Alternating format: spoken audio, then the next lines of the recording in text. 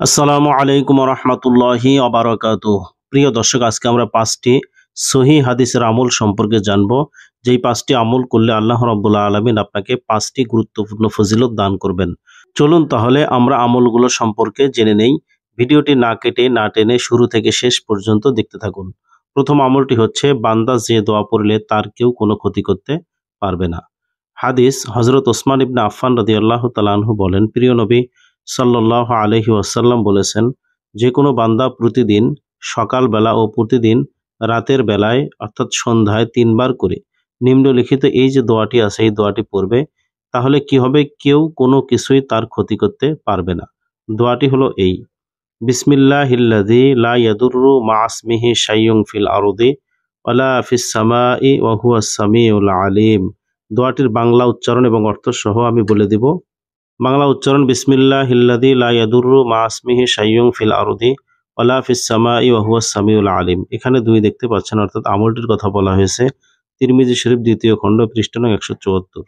অর্থ: আমি আল্লাহর নামে পানাহ চাচ্ছি, যার নামের বরকতে আসমান ও জমিনের কোনো কিছুই কোনো ক্ষতি করতে পারে না। তিনি সর্বশ্রোতা, সর্বজ্ঞ। আমলটি কিভাবে করলে ফজিলত পাবেন?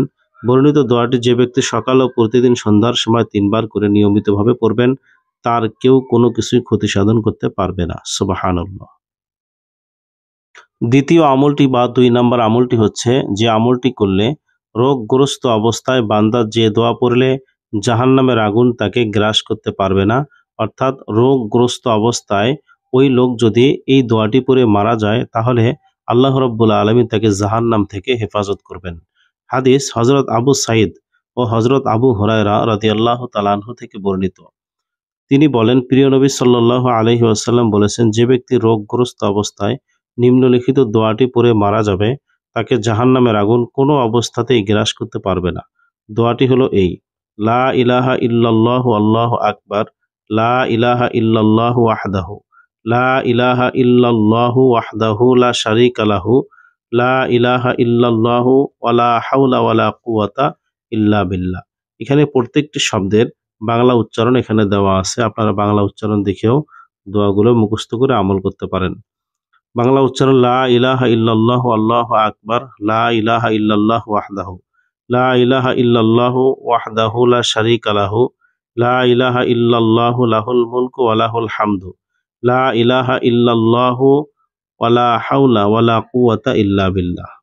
অর্থ: আল্লাহ ছাড়া কোনো মাবুদ নাই, তিনি সুমহান। আল্লাহ ছাড়া কোনো উপাস্য নাই, তিনি একক। আল্লাহ ছাড়া কোনো মাবুদ নাই, তিনি এক। তার কোনো শরীক নাই। আল্লাহ ব্যতীত কোনো ইলাহ নাই, রাজত্ব তারই এবং প্রশংসাও তার। আল্লাহ ব্যতীত কোনো ইলাহ নাই, আল্লাহ ছাড়া কোনো ক্ষতি বা উপকার করার শক্তি কারো নাই। আমলটি কিভাবে করবেন? বর্ণিত দোয়াটি কোনো রুগ্ন ব্যক্তি মানে কোনো অসুস্থ ব্যক্তি তার রোগগ্রস্ত অবস্থায় মানে অসুস্থ অবস্থায় যে কোনো সময় যদি পড়েন, আর ওই অবস্থায় যদি তার মৃত্যু ঘটে, সে যদি ইন্তেকাল করে, তাহলে জাহান্নামের কঠিন আগুন তাকে স্পর্শ করতে পারবে না। আল্লাহ রাব্বুল আলামিন তাকে জাহান্নাম থেকে মুক্তি দিয়ে দেবেন। সুবহানাল্লাহ। তৃতীয় বা 3 নম্বর আমলটি হচ্ছে, যে আমলটি করলে আল্লাহ রাব্বুল আলামিন ওই আমলকারীকে নিশ্চিত রূপে জান্নাতে প্রবেশ করাবেন। যে আমল নিয়মিত করলে বান্দা নিশ্চিতভাবে জান্নাতে প্রবেশ করবে। হাদিস, হযরত আব্দুল্লাহ ইবনে আমর রাদিয়াল্লাহু তাআলা আনহু থেকে বর্ণিত। তিনি বলেন, প্রিয় নবী সাল্লাল্লাহু আলাইহি ওয়াসাল্লাম বলেছেন, যে কোনো মুসলমান যদি 2টি অভ্যাসে, কয়টি অভ্যাস? 2টি অভ্যাসে নিজেকে পরিণত করতে পারে, তাহলে নিশ্চিতভাবে সে জান্নাতে প্রবেশ করবে। সুবহানাল্লাহ। অভ্যাস 2টি হলো: 1. প্রতি ওয়াক্তের ফরজ নামাজের পর পাঠ করবে সুবহানাল্লাহ 10 বার, আলহামদুলিল্লাহ 10 বার, আল্লাহু আকবার 10 বার।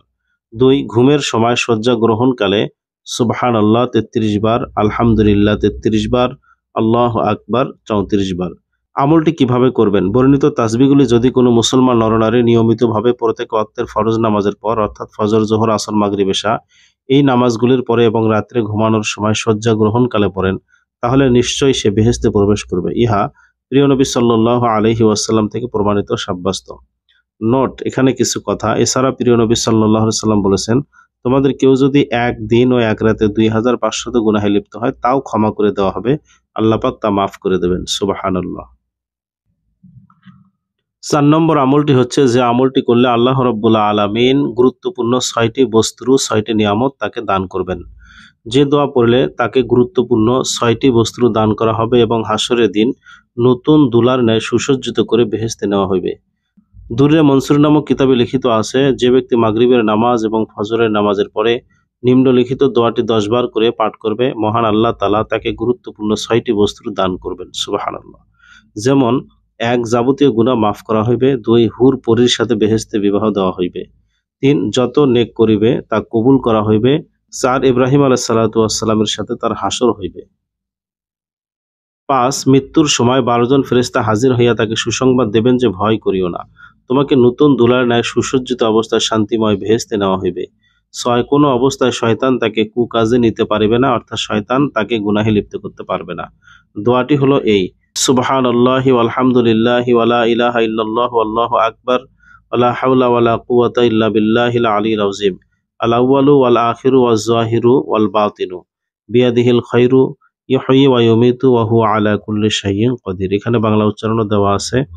সুবহানাল্লাহি ওয়ালহামদুলিল্লাহি ওয়ালা ইলাহা ইল্লাল্লাহু আল্লাহু আকবার ওয়ালা হাওলা ওয়ালা কুওয়াতা ইল্লা বিল্লাহিল আলিয়্যিল আযীম।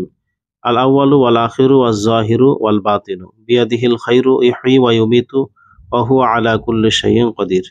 আমলটি কিভাবে করবেন? বর্ণিত দোয়াটি যে ব্যক্তি নিয়মিতভাবে মাগরিব এবং ফজরের নামাজের পরে 10 বার করে পাঠ করবে, আল্লাহ পাক তাকে বর্ণিত 6টি নিয়ামত দান করবেন। নোট: এই দোয়াকে দোয়ায়ে মাকালিদুস সামাওয়াতি ওয়াল আরদ বলা হয়, অর্থাৎ আসমান এবং জমিনের চাবি। এখানে 1 দেখতে পাচ্ছেন, আমলটির কথা বলা হয়েছে দুররে মনসুর 5ম খণ্ড, পৃষ্ঠা নং 334। 5 নম্বর আমলটি হচ্ছে, যে তাসবিহ পাঠ করলে বান্দার সমুদ্রের ফেনারাশি সমপরিমাণ গুনাহ তার আমল নামা হতে মুছে ফেলা হয়। হাদিস: হযরত আবু হুরায়রা রাদিয়াল্লাহু তাআলা আনহু থেকে বর্ণিত, প্রিয় নবী সাল্লাল্লাহু আলাইহি ওয়াসাল্লাম বলেছেন, যে ব্যক্তি নিম্নলিখিত তাসবিহ 100 বার করে পাঠ করবে তার আমল নামা হতে গুনাহসমূহ মুছে ফেলা হবে, যদিও তার গুনাহের পরিমাণ সমুদ্রের পানির ফেনারাশি পরিমাণ হোক না কেন। তাসবিহটি হলো এই: সুবহানাল্লাহিল আযীম ওয়া বিহামদিহি।